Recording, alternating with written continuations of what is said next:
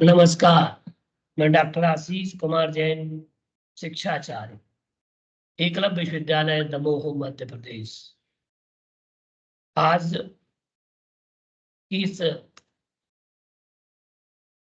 कक्षा में हम शोध अभिवृत्ति के अंतर्गत शोध की जो विशेषताएं हैं, उन विशेषताओं के बारे में हम आपको बतलाने जा रहे हैं कि शोध की कौन कौन सी विशेषताएं हैं। उन विशेषताओं में आज हमें समझना था वैधता के लिए वैधता क्या है और यथार्थता क्या है। इन दो बातों पर हम दो विशेषताओं पर आज चर्चा, वैधता, यथार्थता, तार्किकता और अनुभवात्मक आधारित संकल्पना, इस पर हम आपसे परिचर्चा आज करेंगे। क्योंकि इसके पहले हमने आपको विश्वसनीयता के बारे में बतलाया था, तो वैधता की हम बात करें, जहां तक वैधता का तात्पर्य हम अगर देखते हैं तो अनुसंधान में वैधता का अर्थ त्रुटि रहित परिणाम से है। इससे है त्रुटि रहित परिणाम से, और यह विश्वसनीयता की तुलना में अधिक महत्वपूर्ण होता है। जो वैधता है ये विश्वसनीयता की तुलना में सबसे अधिक महत्वपूर्ण होता है। और इसको अगर हम देखें तो आमतौर पर हम अगर चर्चा करें तो देखा जाए ये सबसे ज्यादा शोध में प्रयोग किया जाता है, और किसी भी शोध का ये आधार है। शब्द की अच्छी समझ व्यक्ति को अपने शोध के प्रति आश्वस्त कर देती है। परीक्षा में अगर खरा उतरना है तो वैध होना जरूरी है। वैधता का हम अगर चिंतन करें कि एक परीक्षण तभी वैध होता है जब वह अपने मापने का दावा करता है और उसे मापता है। ठीक है ना? जो मापने का दावा करता है और उसे मापता है, तो वह सरल शब्दों में वैधता को शोध के निष्कर्ष या निष्कर्ष की सत्यता के रूप में समझा जा सकता है। वैधता को शोध के निष्कर्ष या निष्कर्ष की सत्यता के रूप में समझा जा सकता है। कई छात्र शोध में वैधता के बारे में बात करते समय कहते हैं कि एक माप वैध है और या एक प्रश्नावली वैध या नमूना वैध है। ठीक है ना? हालांकि ये तकनीकी रूप से गलत है। हम अगर देखें तो मुख्य रूप से अगर देखते हैं गुणात्मक शोध पर ये लागू नहीं की जा सकती। गुणात्मक अनुसंधान में समकक्ष शब्द परिशुद्धता है, विश्वसनीयता और हस्तांतरणीयता, जिसकी चर्चा इस ब्लॉक के दायरे से बाहर है। वैधता की अगर हम बात करते हैं तो वैधता अनुसंधान उपकरणों, परीक्षण आदि से संबंधित होता है। यह अनुसंधान को सही दिशा में अग्रसर करने में सहायक होता है। विभिन्न प्रकारों की वैधता का हम अगर वर्णन करते हैं तो मुख्य रूप से एक आंतरिक वैधता और बाह्य वैधता, एक्सटर्नल वैलिडिटी और इंटरनल वैलिडिटी। वैधता का मतलब आप समझते हैं कि एक आंतरिक वैधता होती है और एक बाह्य वैधता होती है। तो यहां पर हम अगर देखें तो दो या दो से अधिक चरों के मध्य अच्छे करणीय संबंध स्थापित करने की क्षमता ही आंतरिक वैधता कहलाती है। आंतरिक वैधता का कारण और प्रभाव जो है संबंध में अधिक सख्त है। अब हम अगर इसको देखें कि सबसे पहले वैधता का निर्माण, आंतरिक वैधता को समझने के पहले वैधता का निर्माण निर्माण वैधता मापती है कि हम किसी दिए गए निर्माण को कितनी सच्चाई से माप रहे हैं। और उदाहरण में क्या सीजीपीए वास्तव में किसी छात्र के बेहतर होने की डिग्री को मापता है। निर्माण की वैधता को आंकना एक बड़ी चुनौती है। किसी को निर्माण वैधता स्थापित करने के लिए कई पहलुओं पर विचार करना होगा, जैसे कि पायलट अध्ययन, अभिसरण वैधता व डिग्री जिस तक यह अन्य समान उपायों के समान है। भेदभावपूर्ण वैधता वह डिग्री जिस तक खुद को पर्याप्त रूप से अलग करता है। इसी तरह व्यक्ति परकता के लिए बहुत गुंजाइश है और इसे मापने का कोई वास्तविक पैमाना नहीं है। तो यहाँ पर हम अगर देखते हैं वैधता की, जहां तक हम बात करते हैं, अब यहाँ आंतरिक वैधता की बात करें तो आंतरिक वैधता उस डिग्री को संदर्भित करती है जिस तक स्वतंत्र चर को सटीक रूप से प्रेक्षित प्रभाव उत्पन्न करने के लिए कहा जा सकता है। तो यहां हम अगर देखें कि दो या दो से अधिक चरों के मध्य, दो या दो से अधिक चर हैं, उन चरों के मध्य अगर हम देखें तो करणीय संबंध स्थापित करने की क्षमता ही आंतरिक वैधता है। और आंतरिक वैधता के विषय में हम अगर चर्चा करें, उसका कारण और प्रभाव के संबंध में अधिक सत्य है। बाह्य वैधता क्या है? अध्ययन को प्रभावित करने वाले कारकों को नियंत्रित करना ही बाह्य वैधता है।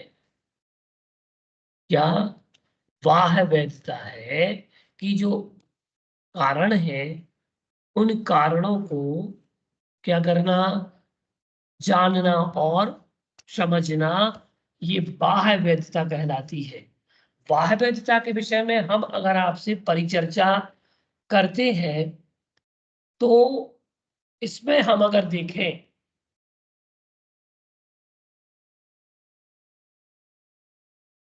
अगर हम उदाहरण की बात करें तो उदाहरण में हम अगर बाह्य वैधता में देखते हैं तो बाह्य वैधता में हम अगर देखें तो किसी महाविद्यालय या विद्यालय में अध्यापक की प्रभावशीलता जानने के लिए यदि शोध किया जा रहा है, आप विषय को समझिएगा कि अगर किसी महाविद्यालय या विद्यालय में अध्यापक की पढ़ाने की शैली और उसकी प्रभावशीलता को जानने के लिए यदि शोध किया जा रहा है तो छात्र इस पर अपनी प्रतिक्रिया भी दे रहे हैं। छात्रों द्वारा दी गई प्रतिक्रिया अध्यापक की उपस्थिति में प्रभावित हो सकती है।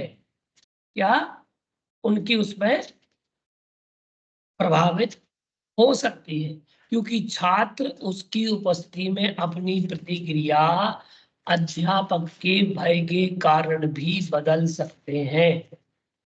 जबकि यहां शोध भय मुक्त होना चाहिए। क्या होना चाहिए? भय मुक्त। अगर किसी के दबाव में, किसके दबाव में अगर हम कार्य कर रहे हैं तो आपका कार्य वैध नहीं होगा। देखिए, हम अगर किसी अध्यापक का दबाव किसी छात्र पर है तो इस बात का हम ध्यान रखें कि जब अध्यापक का दबाव बढ़ता है तो छात्र कभी भी अध्यापक का फीडबैक नहीं दे सकता। पेरेंट्स से अगर हम चर्चा करें तो पेरेंट्स का जो फीडबैक है, अगर उन पर भी शासन का, सत्ता का, अन्य प्रकार के दबाव अगर है तो वह कार्य नहीं हो सकता। भय मुक्तता और अभयता, जब तक शोधार्थी में विषय के प्रति लगाव नहीं होगा, उसका अध्ययन के प्रति भय लगा रहेगा। या जब अगर आपको कोई विषय समझ में नहीं आता है तो आप अपने निर्देशक से पूछ सकते हैं। ऐसा नहीं है कि निर्देशक आपको डांटेगा या आपको कोई नया कार्य बतलाएंगे। तो इस भय से अगर आप भयाक्रांतित हैं तो ये ध्यान रखना कि भयाक्रांतता, वैधता क्या उसमें यथार्थता नहीं आएगी, क्या यथार्थता नहीं आएगी। अब हम आपको बतलाएं कि जो भयाक्रांतता है, भय अगर बना हुआ है तो आप कार्य नहीं कर सकते। दबाव, ये भय की बात हो गई। दूसरे हम बात दबाव के कारण की बात करें कि जो दबाव है, ये दबाव भी क्या होता है कि आपको वैध वैध आपके शोध में वैधता नहीं आ सकती। क्या नहीं आ सकती? वैधता। अब हम देखें चोरी। क्या अब चोरी किसकी, बताइए किसकी चोरी? एक दिन और मैंने आपको बताया था, साहित्यिक चोरी। कौन सी चोरी? साहित्यिक चोरी। अगर साहित्यिक चोरी आपने की है तो भी वह शोधकार वैध नहीं होगा। प्लैगरिज्म कह रहे हैं ना सर आप?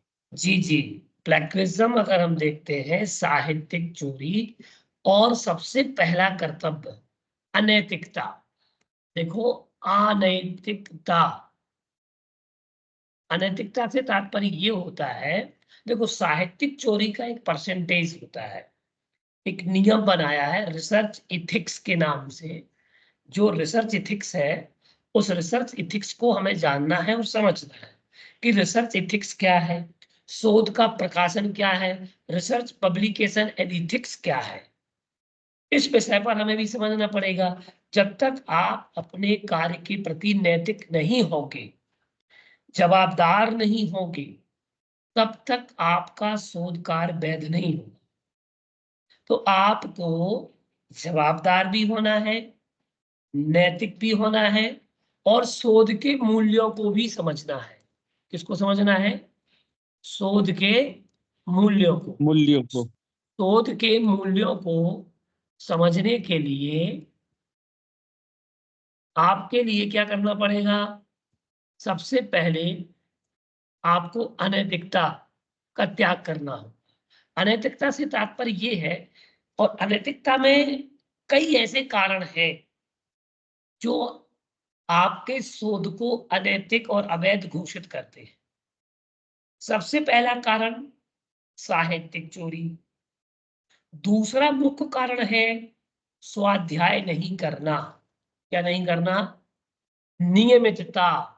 अगर आप अनियमित हैं, क्या?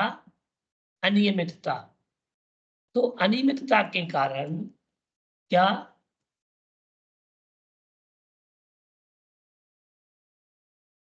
देखो, अध्ययन में,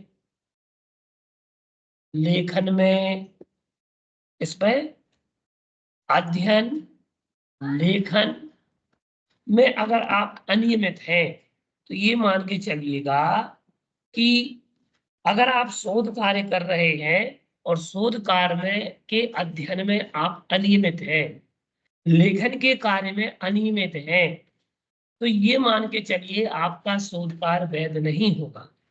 क्यों नहीं होगा? क्योंकि आपके लेखन में अनियमितता है, आपके अध्ययन में अनियमितता है, सतत अध्ययन नहीं है। तो जब तक सतत अभ्यास नहीं होगा, क्या नहीं होगा? सतत अभ्यास। तो सतत अभ्यास ही शोध को वैध बनाता है। सतत अभ्यास ही शोध को वैध बनाता है। और जो सतत अभ्यासी नहीं होते हैं, वो लोग साहित्यिक चोरी करते हैं कि अब मुझे ये थीसिस मिल गया है, इस थीसिस का मैं कॉपी करूंगा और इसको कट कॉपी पेस्ट करके अपनी थीसिस पे रख लूंगा। तो ये बात गलत है। क्या? सतत अभ्यास ही शोध को वैध बनाता है। इस बात को आपको ध्यान रखना पड़ेगा कि आप सतत अभ्यासी बने और आपके जो शोध निर्देशक हैं उन शोध निर्देशक के साथ में आपको बैठ करके अपनी प्रतिदिन का वह वर्क आपको दिखाएं। 6 मंथली, प्रत्येक, मैं तो ये कहता हूं प्रत्येक माह का वर्क अगर आप शोधार अपने शोध निर्देशक को दिखा रहे हैं तो आपका शोध वैध होगा। क्यों? होता क्या है कि हम गलत दिशा में और गलत दशा में, जब हमारी दिशा गलत होती है तो हम गलत दिशा में अवश्य पहुंच जाते हैं, दशा में, क्योंकि उसमें फिर दुर्दशा बन जाती है शोधार्थी की। किसकी बन जाती है? शोधार्थी की। तो शोधार्थी को चाहिए कि वह नियमित अध्ययन करे और उसकी कार्यशैली में नियमितता, सतत अभ्यास, सतत स्वाध्याय बना रहे। तो एक शोधार्थी को सतत अभ्यासी होना चाहिए, सतत स्वाध्यायी होना चाहिए और सबसे बड़ा मुख्य कारण आपका जो सिनॉप्सिस है। क्या है? सिनॉप्सिस, आपकी शोध परियोजना। क्या? शोध की परियोजना, जिसको हम सिनॉप्सिस बोलते हैं। शोध परियोजना की शुद्धता। क्या? शोध परियोजना की शुद्धता। शोध परियोजना की शुद्धता से तात्पर्य ये है कि वो शुद्धता ही इसको वैध बनाएगी।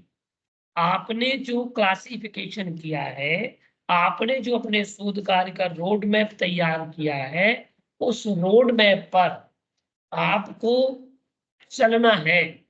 जितने अध्यायों में वो विभाजित किया गया है, जिन टाइटल और सब टाइटल्स में जो विभाजित किया गया है, उस टाइटल्स के अनुसार, उन टाइटल्स के अनुसार आपको अपना शोध कार्य का लेखन कार्य करना है। यदि आप अपने इस शोध कार्य का लेखन सिनॉप्सिस के अकॉर्डिंग नहीं करते हैं तो आपका शोध वैध नहीं माना जाएगा। होता ये है, नियम यही है कि जो आपने शब्दावली, आपने अपने सिनॉप्सिस में शोध की जो परियोजना आपने बनाई है, शोध का जो प्रारूप आपने शोध प्रबंध का प्रारूप तैयार किया है, उस प्रारूप के अकॉर्डिंग आपको अपना शोध कार्य करना है। क्योंकि आपके शोध निर्देशक ने आपके लिए, आपके साथ बैठ करके जो रोड मैप तय किया है और जो आरडीसी कमेटी ने, डीआरसी कमेटी ने अपने अपने विश्वविद्यालयों के अनुसार जिस विषय को अप्रूवल मिल चुका है, उसके अनुसार अगर आप कार्य करेंगे तो आपका शोध कार्य वैध बनेगा। और अगर उसके अकॉर्डिंग आपने कार्य नहीं किया तो ये मान के चलिए कि आपका शोध कार्य वैध नहीं माना जाएगा। यद्यपि आपने कार्य किया है लेकिन आपके रोड मैप में नहीं है, तो ऐसा अनावश्यक कार्य हमें नहीं करना है। अब विषय की अनावश्यकता, या आप ये विषय को समझें, विषय की अनावश्यकता। कई बार होता ये है कि शोधार्थी को विषय का ज्ञान नहीं होता उतना, तो विषय की अनावश्यकता के कारण भी शोध प्रबंध रिजेक्ट हो जाते हैं। लिखे लिखाए शोध प्रबंध रिजेक्ट हो जाते हैं। क्यों? क्योंकि जो शोध है और शोध का जो कार्य है, तो विषय की अनावश्यकता, कई बार शोधार्थी अनावश्यक विषयों का भी वर्णन अपने शोध प्रबंध में, लेखन कार्य में ले आता है। तो उस अनावश्यक विषय का ज्ञान आपके शोध निर्देशक को होगा। इसलिए शोध निर्देशक के सतत संपर्क में रह करके अपने विषय की जांच कराते रहें, जिससे कि आपका शोध कार्य वैध हो।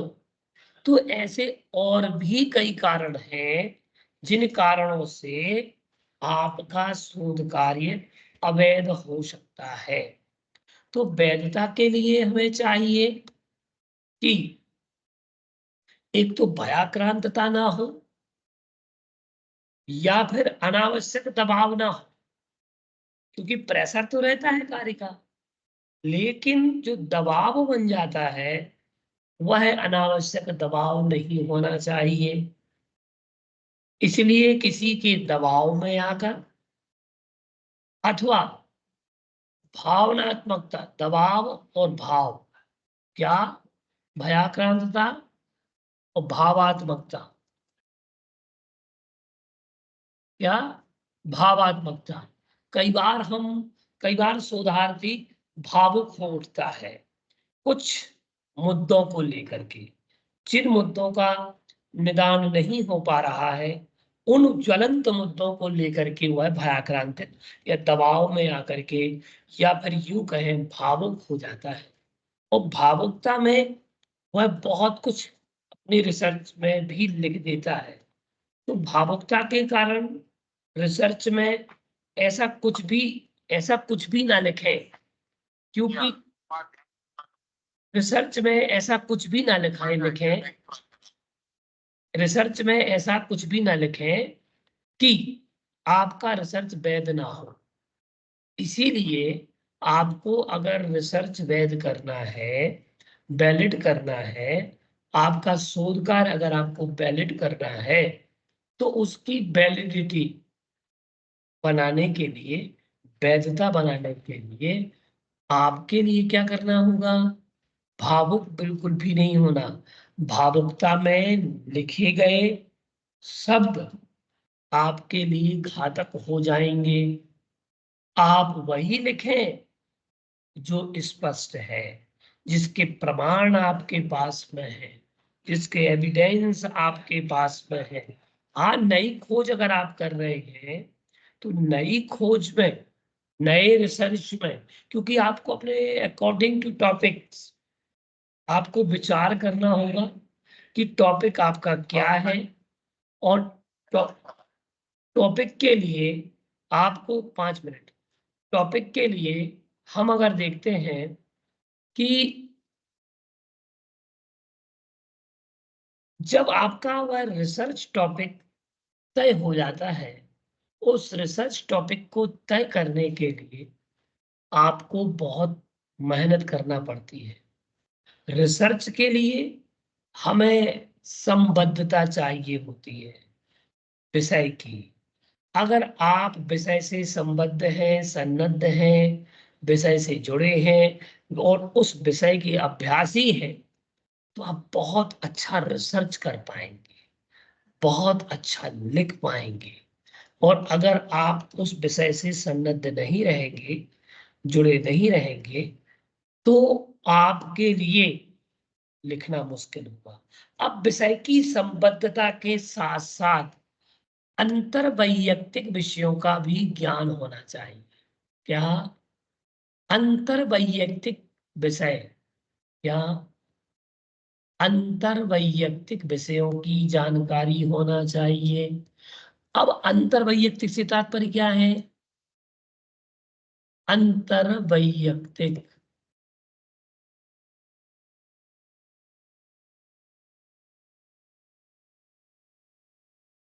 अंतर वैयक्तिक विषय से तात्पर्य ये है कि जो उसके उससे संबद्ध विषय हैं, उन विषयों को आपको समझना पड़ेगा।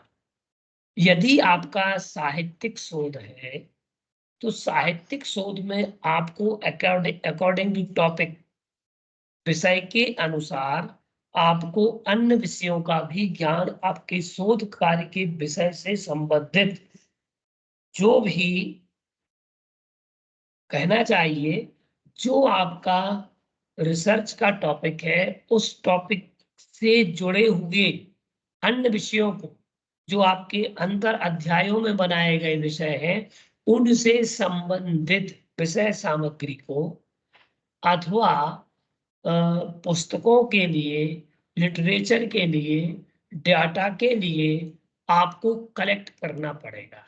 यही आपकी अंतर्वैयक्तिकता है।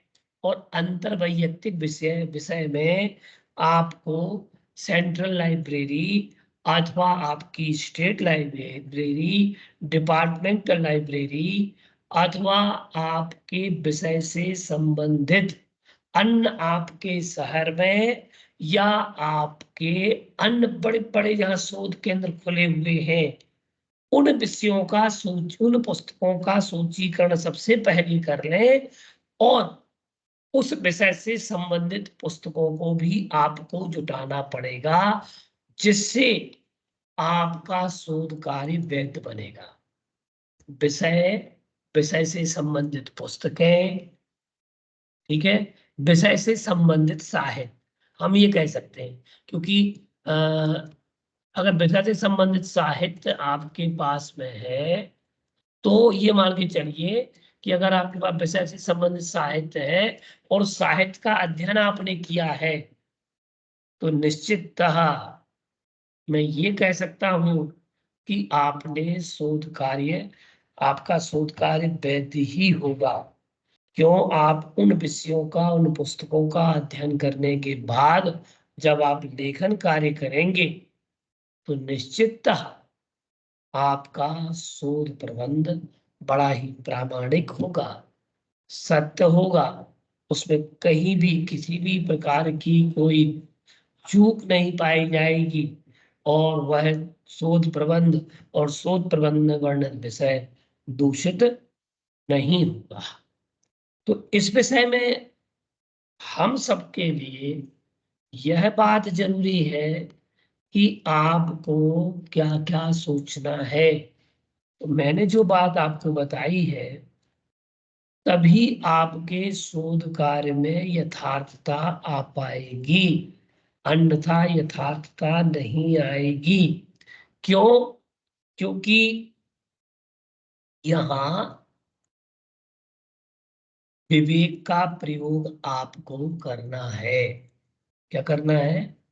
विवेक का प्रयोग। तो यहाँ हमने इस बात को समझा कि अनुसंधान में वैधता जो है, ये त्रुटि को स्वीकार नहीं करती। जो त्रुटि से रहित हो, जिसमें गलतियां ना हो, दोष ना हो, विश्वसनीयता से भी अधिक अगर जिसे मापा जाता है, वह है वैधता।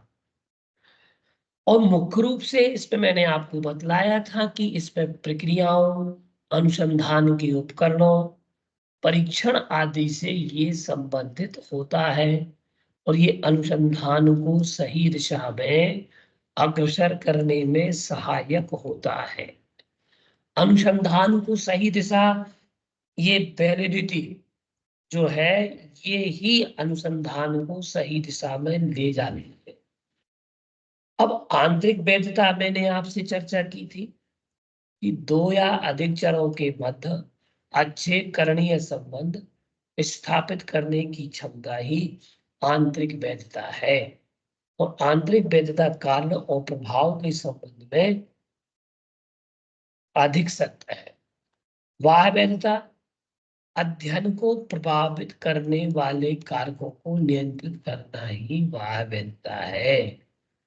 अब बाहर की देखिए, एक अंदर जिसमें आपका डॉक्यूमेंटेशन प्रॉपर होना चाहिए। क्या होना चाहिए? आपका डॉक्यूमेंटेशन प्रॉपर होना चाहिए। उसके साथ साथ अगर हम बाह्य वैधता की बात करें, तो जो बाहर का परिवेश है, वातावरण है, अथवा पूरा प्रबंधन है, पूरा सिस्टम है, उस सिस्टम को भी आपको समझना पड़ेगा, तब कहीं जाकर के। इसे कहा जाता है कि देश काल विधि निपुणमति। जो देश काल वातावरण परिस्थितियों को समझ करके लिखता है, पढ़ता है, अध्ययन करता है, बोलता है, तो उसके सारे कार्य वैध होते हैं। क्या होते हैं? आप किस विषय का वर्णन कर रहे हैं? देश, काल, विधि। अब देखिए, इन तीन बातों का, इन तीन में निपुणता होना अनिवार्य है। क्या होना अनिवार्य है? निपुणता। तो जो देश, काल, वातावरण, इसको वातावरण किसको समझता है? वातावरण। देश, काल, विधि, वातावरण, परिस्थिति, परिस्थिति। इन बातों का जो ध्यान रखता है, सो उसका शोध कार्य इसमें लेखन में,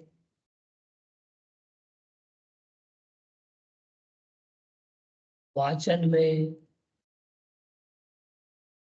वह प्रामाणिक होता है। जो देश की परिस्थितियों के अनुरूप लेखन कार्य करता है, काल के अनुरूप, जैसा काल चल रहा है। आपने देखा होगा, आपने पुराण पढ़े होंगे या आप ग्रंथ पढ़ते हैं, आपने एक बात हमेशा सुनी, साहित्य समाज का दर्पण होता है। क्या होता है? साहित्य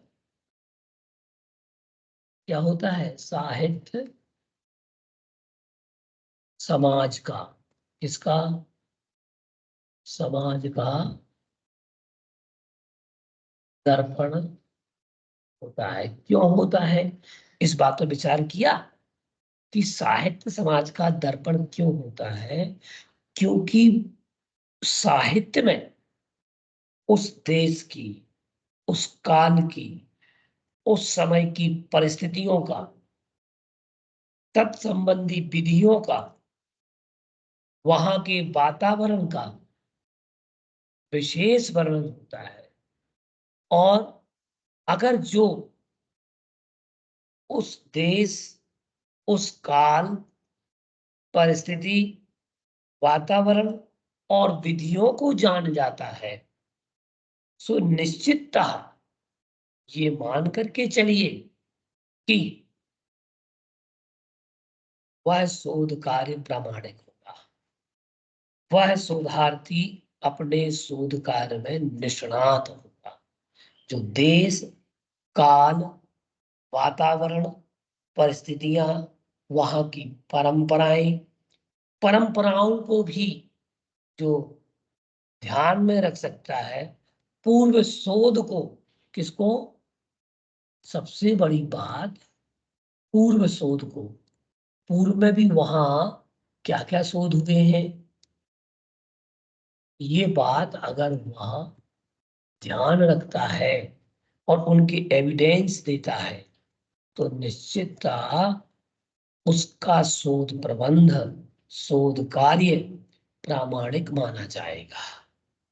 तो सबसे पहले आपको, आपका जो विषय है, उस विषय में आप उस विषय के संबंधित जो भी परिस्थितियां रही हैं, जो जो साहित्य है, उस साहित्य को आप आलोडित करें, पढ़ें।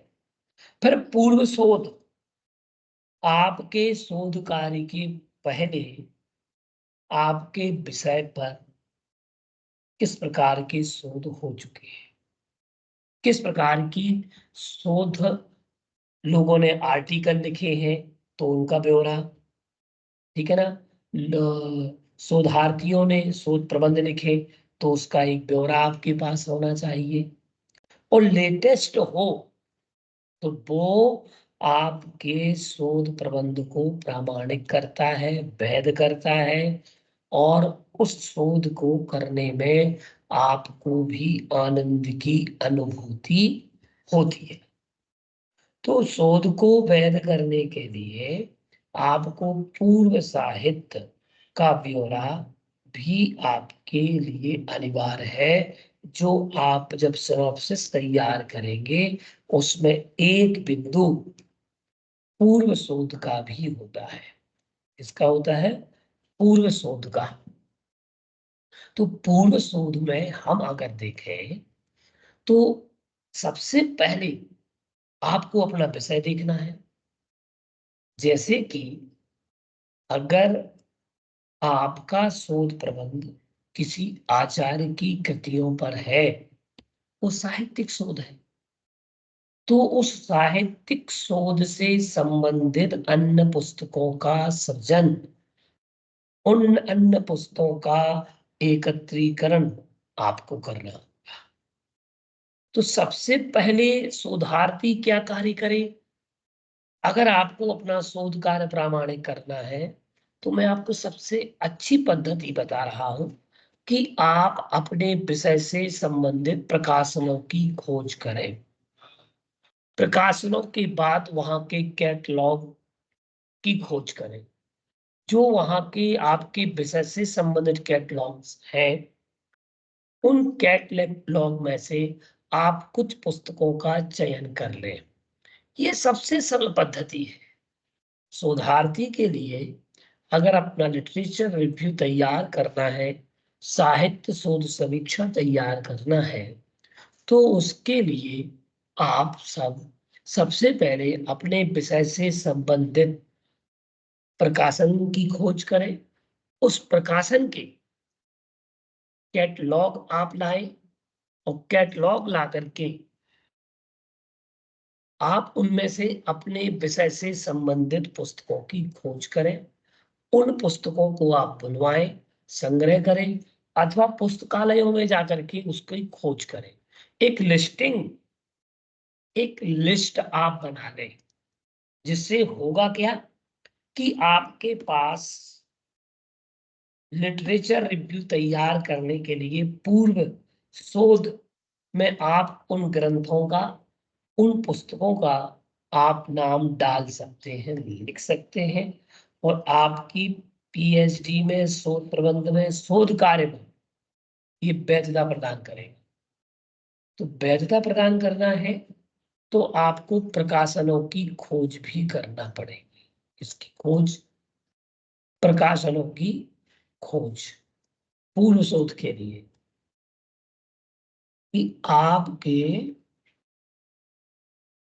प्रकाशन की खोज, ये बिंदु भी बहुत महत्वपूर्ण है। इतने बिंदुओं पर मैंने आपसे चर्चा की कि एक शोधार्थी को भयाक्रांतिक नहीं होना है, भावात्मकता से के साथ लेखन कार्य नहीं करना, किसी के दबाव में, किसी के गलत प्रभाव में आकर के आपको शोध प्रबंध का लेखन कार्य नहीं बदलना है, अनियमितता को आपको छोड़ना है। शोध की परियोजना की शुद्धता ही शोध को वैध बनाती है। विषय की अनावश्यकता का, जो अनावश्यकता है, विषय की अनावश्यकता का आपको ध्यान रखना है। अंतर्वैयक्तिक विषयों को भी आपको स्पर्श करना है, क्योंकि उसका अध्ययन आपके शोध को वैध बनाएगा। फिर विषय से संबंधित साहित्य की खोज, ठीक है।